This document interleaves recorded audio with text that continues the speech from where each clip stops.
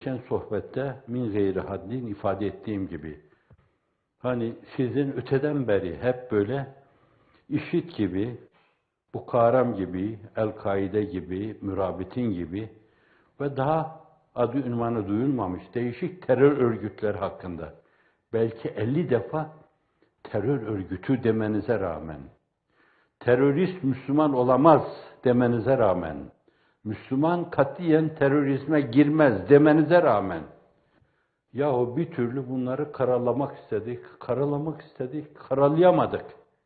Acaba bir de IŞİD'ci desek nasıl olur filan gibi hesaplarının ve planlarının karşınıza çıkması karşısında da rica ederim sakın şaşırmayın.